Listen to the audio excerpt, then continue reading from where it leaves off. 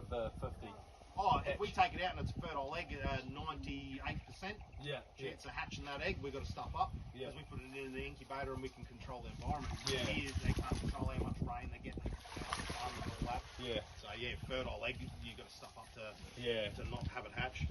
Later on the summer. It's getting pretty cool, like slow.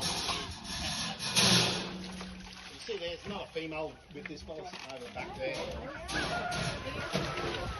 Got this fella here, his name's Tripod. He's a brother of a Galpin over there. They had a fight about 20 years ago, fighting over girls, and this fella bit the one on the feet and took a fin out of his tail. That fella there bit his leg off. So Come say hello. Oh. That's like that. It's only about 15% of what he can do. On a good day, this fella makes your ears ring. He snaps that hard. You can hear him up where you parked your cars, snapping his jaws. It was only crazy. What, 3 months, 2-3 months ago, he was doing the best bite we've heard all year. And he was putting about 75% in then. He's getting fairly. That's getting a little bit harder. Well, there, got a question for everyone on the truck. If he bit you on the head, even with that jaw pressure, which is about 15%, do you think you'd have to do a death roll? No. Hey, so it does away with that so-called death roll we hear so much about. Being hatched out of an egg, like Jack would have said, brother to Fat Guts and the next time. Hatched out of an egg the size of about a duck egg or goose egg. When he hatched, he was roughly 25 centimetres long, so about yay long. Thick as my thumb and weighed 70 grams. 38 years later, he's got 100 kilos. No, he's good there. But being born and raised around people like that Castor out there, he grows up thinking we're all crocodiles. We're in his territory, we don't smell like a female, so in his brain we're little males. He's got 2 girls there.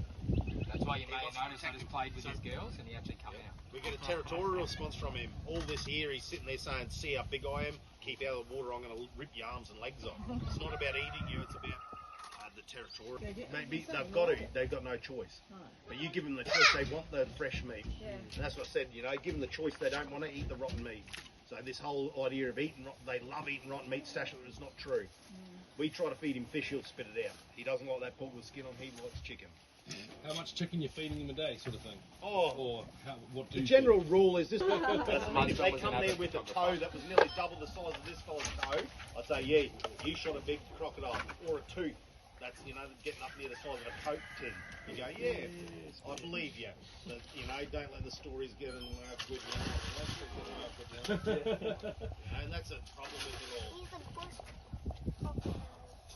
We've got a few questions. How many beers did they have?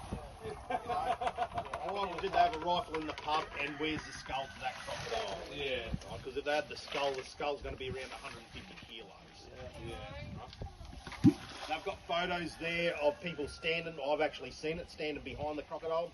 A good friend that I know, he used to own the Blue Servo, him and his old man, and he showed me a photo. I said, where's your ruler? I said, if that crocodile is 10 metres long, that bloke standing behind it's got to be over 3 metres tall. And he said, I didn't even think of that. Smaller than to what he is now. Now, to give you guys a little bit of a reference of size, every person in Australia that has been killed by a crocodile, except for one, has been killed by a crocodile at 3.5 metres or larger. That fella there, he's 3.4, so he's technically safe to swim with. Gives you guys a bit of an idea though of what size crocodile does actually take. How big a puppy was. Down here is the hunting behaviour, so he doesn't want us to be able to see him. So how we can see coming.